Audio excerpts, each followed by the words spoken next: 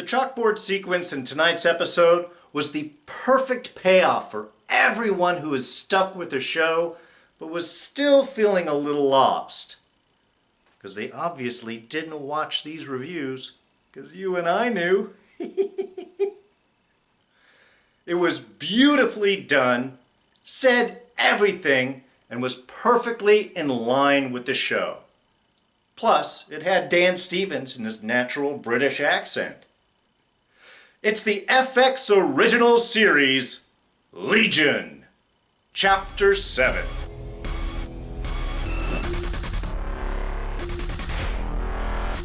Hey everyone, D here, and welcome to this week's review of Legion. So, of course, there are spoilers ahead, tons of spoilers, and really we can say that because this episode was the spoiler of the season. It was the episode that told us everything, that gave us the whole backstory.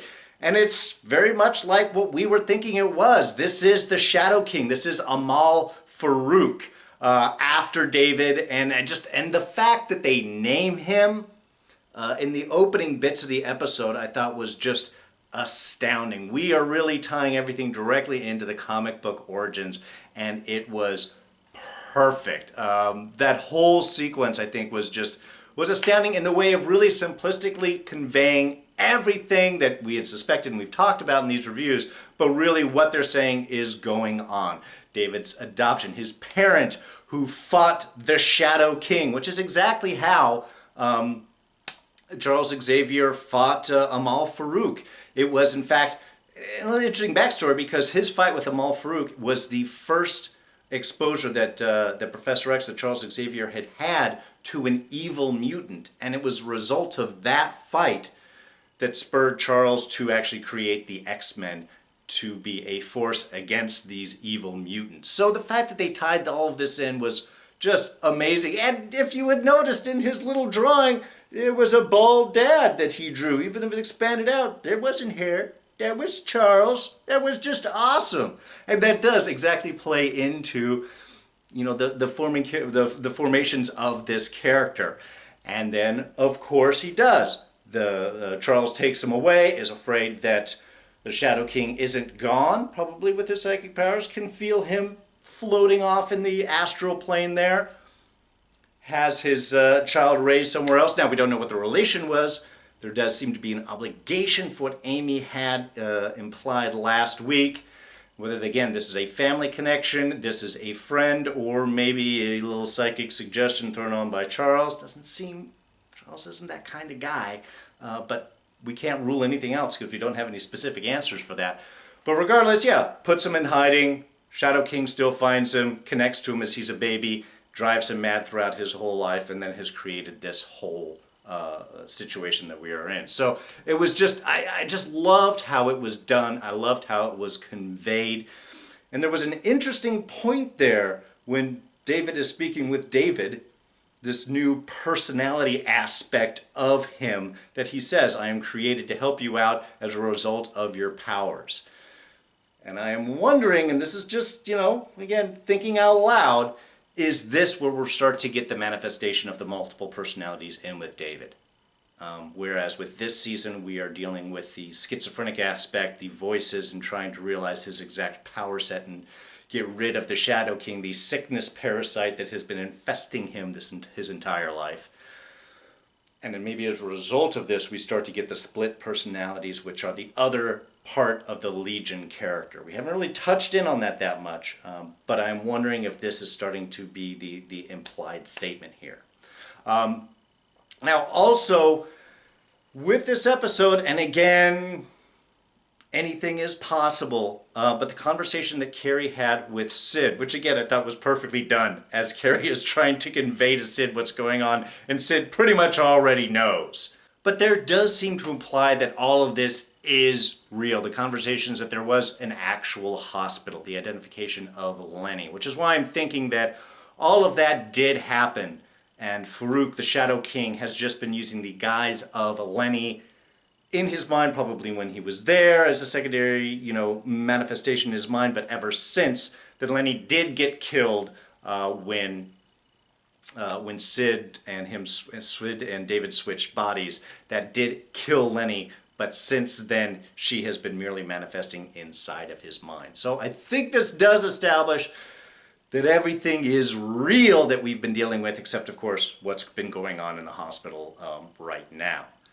But throughout this episode, we are really seeing the Shadow King, manifesting, really taking over David's mind. Since David is trapped inside of the coffin in his mind, and again, I love that whole bit with rational David going through the steps of, we're not there, it's not real, and therefore we can't be buried, therefore we can't be in a coffin. I mean, I loved all of that.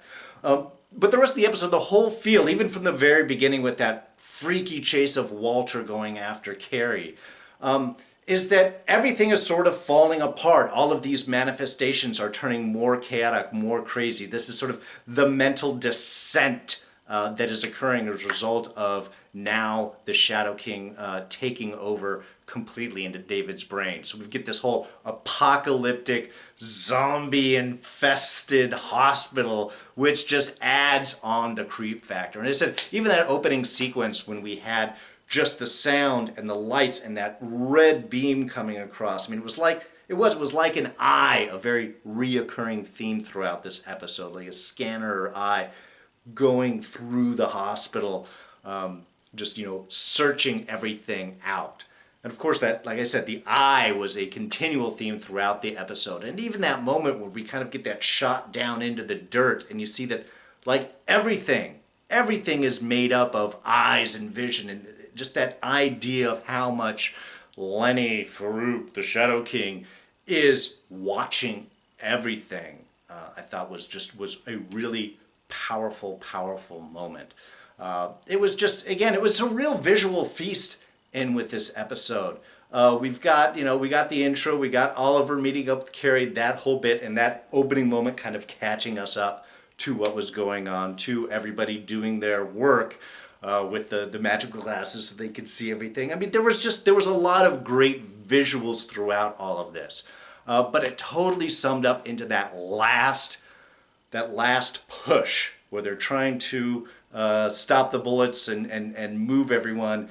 Nobody could do anything until Oliver starts with his conducting of Bolero, and that whole musical sequence, because it was great. It was timed up with them trying to save the bodies, where we have Sid going through, and then we have Carey being attacked by Walter, and then Lenny showing up, and it was switching. I mean, we went in almost in the whole silent film bit, which I thought was beautiful, because it kept everything into a visual storytelling mode. You guys know how much I like them showing us things and not just telling us things. Was just beautifully done. Very impactful, very creepy. I mean, I didn't think you could get Lenny and Shadow King looking even creepier, but they did manage to pull that off.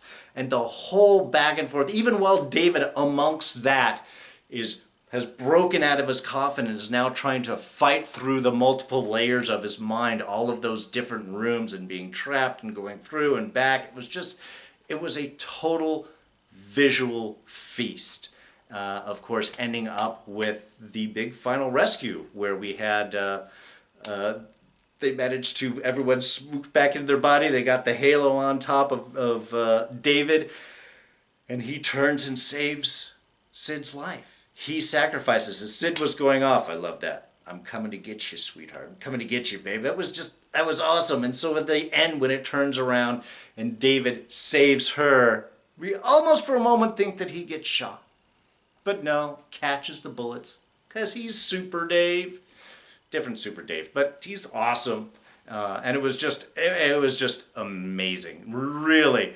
Plot-wise, everything was pretty much laid out. I just have to gush about the visuals and how it was all done.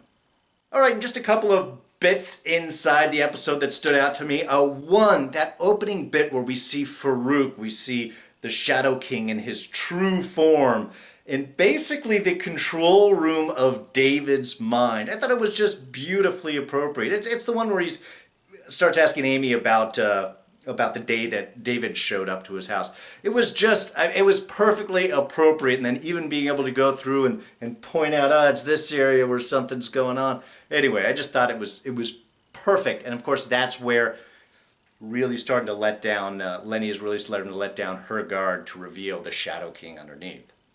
Oh, the red shirt of the episode, the guy that got shot, Mr. Drooling Man, who ends up attacking Lenny, and he was the first to wake up, I thought was beautiful. His name's Rudy.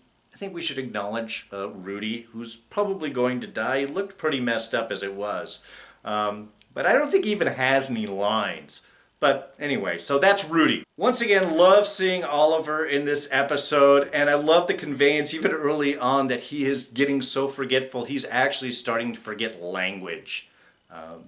What word do I use here? Anyway, I thought that was just, it was appropriate and also very kind of heartwarming, just seeing Melanie and Oliver reunited when they finally get back to Summerland and he is out of his cryogenesis and serving eggs, and still not everything's right up there, but you know, Melanie doesn't care. She has stuck with him all of these years, and now her guy is back, so right on, Melanie. Oh, and Oliver is showing Carey what's going on in the real world and where David is trapped, you know, on like projections, images on the ice walls of his giant ice cube. Anyway, I just thought that was beautiful. Really cool looking. David's shirt, when he finally got out, has the triangle onto it. I think that is a reference to the triangle on the cover of Dark Side of the Moon. There's a lot of themes to that from the beginning episode, and throughout all of this, a lot of Pink Floyd stuff. So, anything said, there was no rainbow coming out of it. It wasn't the prism-like exactly on the album cover, but I think that was the reference being implied. All right, I can't end this without mentioning Walter's death. 1, appropriate. 2, totally gross. 3, it was a visual feast. Just extra creepy. And of course, you know, we see it in the hospital. You can see that whole implosion thing that Lenny does with him. That was gross enough, but then when we shoot back into the real world and see it actually happening, and first the whole blood coming down, but once everyone gets back in their bodies and you look down and you see that actually happening to Walter, it was just, I don't know, I can't feel bad about it. And the guy was super creepy and he was going after Carey, so you kind of deserve that. Oh, and speaking of Carey, she and Carey are going to have a little issue. She is not happy that Carey left her, though in a sense they had been separated and he went to try and save them all. So you got to have a little understanding there. But I think even more so, it wasn't so much that Carey wasn't there. Carey wasn't there so much when Walter attacked her. I think the fact that she is the fighter and she is scared that Walter ruined her, made her fearful, made her run, put her in a child place where she couldn't fight back. That's the trauma, I think, that is going to really be affecting Carey more so than just that separation. It's that post-traumatic feeling of being pursued and hunted and not being able to fight back. All right, so, and of course, just as we think everything is fine, of course it's not fine. There's one more episode left. We know that. And where's the final conflict going to come? Division 3. Shows up in Summerland, just boom. God, bad security at that place. They didn't even get any warning. But what's going to happen now? Because they've threatened David's friends. David just got them back. And I get the feeling he would be willing to sort of deal with Lenny, deal with Farouk, maybe let him out a little bit to save their lives. But would he be able to get back under control, or would he finally be able to excise himself fully? On the other hand, David, when he was manifesting his powers, there was kind of a little crazy look. Now, there's a lot of power and he's focusing.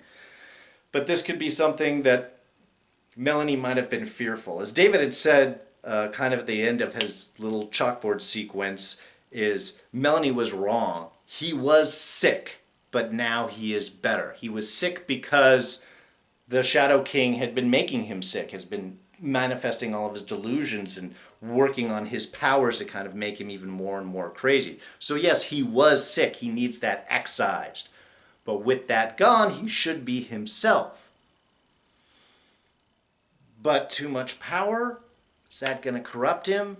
Would being under the influence of the Shadow King have made its mark anyway? Or is this going to go off in a completely different direction? You have Division 3, who's obviously not happy after David's last visit to bust Amy out. Now threatening to kill everyone else. So first few minutes of the next episode are going to be pretty astounding. And that's going to be the last one. There is one episode left. Next week is the season finale. We've got to finish wrapping up with Shadow King. We got to deal with Division 3. And of course, I think we are setting the stage for season 2, which of course has already been renewed. So that is going to be awesome. So I think that is going to wrap things up. Just want to let you guys know, I did a little visit yesterday, as I mentioned last week, went over to the Popcorn Talk Network and hung out with Matt, Coy, and Markia over at the Marvel Movie News. Here's a great picture of us, of course in appropriate Marvel fashion. I went as Logan, my daughter there is X-23, and my wife actually went as Caliban with the eyes and everything, so that was pretty cool. Our family, we're the first family of Marvel Movie News. We have been going for off and on for a while, and whenever we show up, we go in costume, so we had to maintain things. It was really a great time. You guys should check out that, and I'm going to throw up a link to that in just a moment. But I do want to ask that if you did enjoy this review, please go ahead and hit that like button.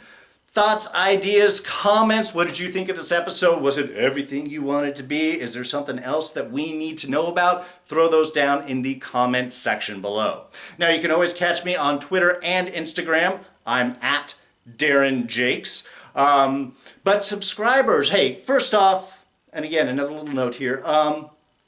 Today, this afternoon, hit my 300th subscriber to this channel, and a lot of it is because of you guys watching this review right here, as well as all the other shows. So I want to put out a big thank you so much for all of your support. I am jazzed every time to do these, and I'm glad that you guys enjoy them. So thank you so much.